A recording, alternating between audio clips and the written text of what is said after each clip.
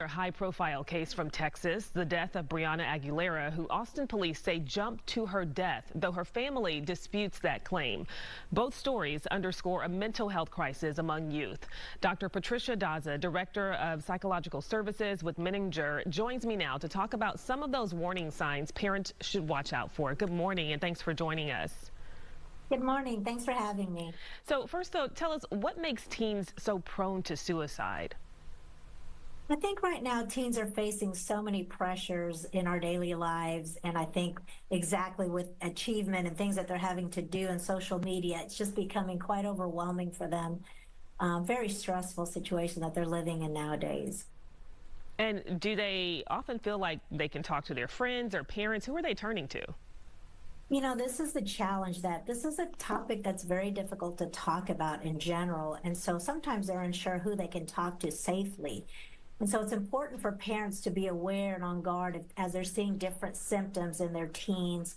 They might be withdrawing from friends. They might be withdrawing from activities that they used to do in the past. You might just see persistent sadness. And these might be warning signs for us to be having and starting these conversations with them. And I'm sorry, can you turn your camera on? I think we had you for a moment and now we don't. But in the meantime, though, what are some of the other signs? I see we have listed here substance abuse. Is that a big problem that you tend to see? Substance abuse especially, and then sometimes people aren't even aware of the amount that they're using, and they can engage in what we call accidental overdose. So we have to be really careful as a way to manage their emotional experience. They see it as quite reinforcing because it helps in the short term, but not in the long term. And then that could put us at additional risk in the future. Well, what should parents do if they suspect that their teen is suicidal?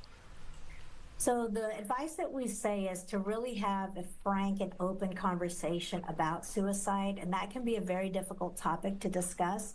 But we want parents to share their mind with their teen and saying, you know, I may not have all the right words, I may not have all the answers, but I'm going to find somebody that will help you be able to talk about this more intensely. And we also want families to know that, because sometimes there's the fear that if I talk about suicide, I'm going to be putting this in their mind or activating them, and the data just doesn't show that. We want to be validating how difficult this life can be and get them the right resources as soon as possible. And is this something that, you know, the family should be involved with as well in terms of, you know, therapy? Should they all be involved, or just the child? Ideally, everybody's involved. I think the more conversations we can have, and unfortunately in certain family systems, it's harder to talk about emotions. We want everybody involved to say it's okay to talk about feelings. We all struggle, some with more intensity, and then we're going to get the needed help, especially at that level of intensity. So this is everybody on board is just going to have the best outcome. Okay, thanks so much. Very important topic. We appreciate your time.